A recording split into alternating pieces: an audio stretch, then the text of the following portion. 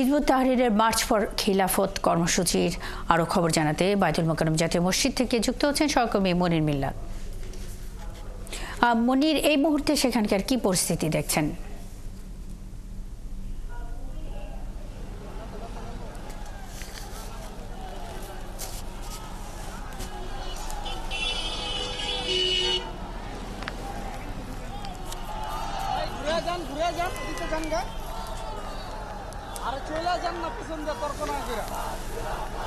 দেখুন, নিষিদ্ধ ঘোষিত সংগঠন হিজবুত তাহরীর তারা আগে থেকে ঘোষণা দিয়েছিল যে আজকে জুমার নামাজের পর বায়তুল মোকাররম জাতীয় মসজিদের উত্তর গেট থেকে মার্চ ফর খিলাফত কর্মসূচি তারা পালন করবেন। কিন্তু যেহেতু হিজবুত তাহরীর নিষিদ্ধ একটি সংগঠন, যে কারণে ঢাকা মহানগর পুলিশের পক্ষ থেকে গতকালই পরিষ্কার করে বলা হয়েছিল যে হিজবুত তাহরীরকে কোনো ধরনের কর্মসূচি পালন করতে দেওয়া হবে না এবং তাদের যে কোনো ধরনের তৎপরতা কর্মকাণ্ড সেগুলো শাস্তিযোগ্য অপরাধ। এবং আজকে আমরা সকাল থেকে দেখছিলাম যে বায়তুল মোকাররম জাতীয় মসজিদের সবগুলো গেটে আইনশৃঙ্খলা রক্ষাকারী বাহিনীর সদস্যদের সতর্ক অবস্থান ছিল। দুপুর 1:30টায় জুমার নামাজ শুরু হয় এবং 10 মিনিটের মধ্যে নামাজ শেষ হয়। নামাজ শেষ হওয়ার সাথে সাথে আমরা যেটি দেখি যে মসজিদের সামনের সড়ক, অর্থাৎ পল্টন এলাকার যে সড়কটি রয়েছে, পুরোনো পল্টন এলাকার সড়ক, সেই সড়কে অনেক মুসল্লি তারা নামাজে দাঁড়িয়েছিলেন। মূলত সেই মুসল্লিরা হচ্ছেন আপনার হিজবুত তাহরীরের কর্মী ছিলেন। নামাজ শেষ হবার সাথে সাথেই তারা দাঁড়িয়ে যান এবং মিছিল শুরু করেন। আমরা একেবারে বায়তুল মোকাররমের সামনের যে অংশটুকু রয়েছে সেখানে আমরা দেখছিলাম যে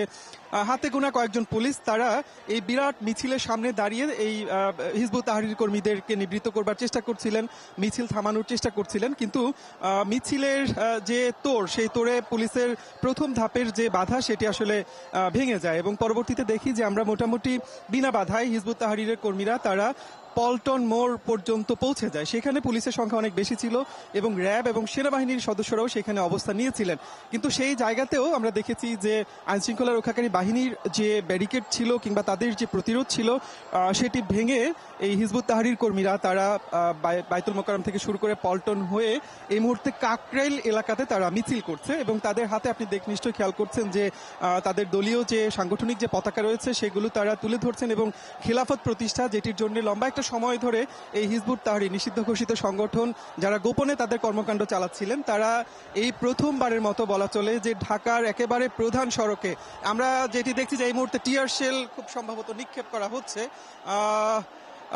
পরিস্থিতি আসলে কোন দিকে যায় সেটি এই মুহূর্তে বলা যাচ্ছে না, কারণ এই মিছিলটি ঘুরে আমরা দেখছি যে আবারও সেটি পল্টন মোড়ের দিকে যাচ্ছে এবং পল্টন এলাকায় আইনশৃঙ্খলা রক্ষাকারী বাহিনীর বিপুল সংখ্যক সদস্য তারা সেই জায়গাতে অবস্থান নিয়েছেন এবং আমরা যে শব্দটুকু শুনতে পাচ্ছি যে পল্টন এলাকাতে টিয়ার শেল, সেখান থেকে টিয়ার শেল ছোড়া হয়েছে। আপনাকে একটু দেখাতে চাই, টিয়ার শেল ছোড়া হয়েছে, অর্থাৎ লম্বা একটা সময় ধরে হিজবুত তাহরীর কর্মীরা একেবারে বিনা বাধায় তারা এই তাদের যে মার্চ ফর খিলাফত সপক্ষে যে কর্মসূচি কিংবা তাদের যে মিছিল সেটি করতে পারলেও যখন কাকরাইল মোড় ঘুরে মিছিলটি আবারও পল্টন এলাকার দিকে যাচ্ছিল, অর্থাৎ বায়তুল মোকাররম মসজিদের দিকে যাচ্ছে, ঠিক তখনই সেই জায়গা থেকে আমরা ধারণা করি, আমি একেবারে মিছিলের শেষ প্রান্তে আছি, সেখান থেকে হয়তো পুলিশ টিয়ার শেল ছুড়েছে এবং একটি টিয়ার শেল আপনি দেখতে পেলেন যে এই জায়গাতে সেটি বিস্ফোরিত অবস্থায় রয়েছে। বিপুল সংখ্যক হিজবুত তাহরীর কর্মীকে আমরা দেখেছি যে এই মিছিলে তারা অংশগ্রহণ করেছে এবং বায়তুল মোকাররম থেকে শুরু করে পল্টন মোড় পার হয়ে এই মুহূর্তে কাকরাইল এলাকা ঘুরে আবারও তারা পল্টন মোড়ের দিকে যাচ্ছে। একটু বলে রাখি যে বাংলাদেশে হিজবুত তাহরীর 2001 সাল থেকে তাদের সাংগঠনিক এবং রাজনৈতিক যে কর্মকাণ্ড সেটি শুরু করে, কিন্তু পরবর্তী সময় 2009 সালে আওয়ামী লীগ সরকার যখন ক্ষমতায় ছিল তখন এই সংগঠনটিকে নিষিদ্ধ ঘোষণা করা হয় এবং লম্বা একটা সময় ধরে হিজবুত তাহরীর একেবারে গোপনে তাদের কর্মকাণ্ডগুলো চালাচ্ছিল যেহেতু নিষিদ্ধ সংগঠন। তবে 5 আগস্টের যে পট পরিবর্তন, 2024-এর যে রাজনৈতিক পট পরিবর্তনটা হলো, সেই সময়টাতে আমি নিজে আসলে সেই সংবাদগুলো সেই সময় কাভার করবার সুযোগ আমার হয়েছে। সেই সময়ে অনেকেই আমরা দেখেছি যে হিজবুত তাহরীর কর্মী তারাও কিন্তু সে সময় রাস্তায় নেমেছিলেন এবং সেই দাবিও কিন্তু আসলে তারা বিভিন্ন সময় করেছেন যে আওয়ামী লীগ সরকার পতনের যে আন্দোলন, সেই আন্দোলনের সাথে হিজবুত তাহরীর ছিল এবং তাদের একটি বড় ভূমিকা সেই জায়গাতে ছিল। পরবর্তী সময়ে এই অন্তর্বর্তীকালীন সরকার যখন ক্ষমতায় আসে তখন তারা প্রকাশ্যে রাজনীতিতে আসার এক ধরনের চেষ্টা কিন্তু করতে থাকে। আপনাকে বলে রাখি যে পল্টন মোড়ের কাছাকাছি পৌঁছাতেই আমরা দেখছি যে টিয়ার শেল এবং একই সাথে সাউন্ড গ্রেনেড ছুড়ে এই হিজবুত তাহরীর কর্মীদেরকে নিবৃত্ত করবার চেষ্টা করা হচ্ছে, তাদেরকে ছত্রভঙ্গ করে দেওয়ার এক ধরনের চেষ্টা কিন্তু সেই জায়গাতে হচ্ছে। মুহুর্মুহু টিয়ার শেল এবং আপনার সাউন্ড গ্রেনেড সেই জায়গাতে ছোড়া হচ্ছে এবং একই সাথে আমরা দেখছি যে হিজবুত তাহরীর কর্মীরা তারাও তাদের মতো করে সেই প্রতিরোধ কিংবা আইনশৃঙ্খলা রক্ষাকারী বাহিনীর যে অবস্থান সেটি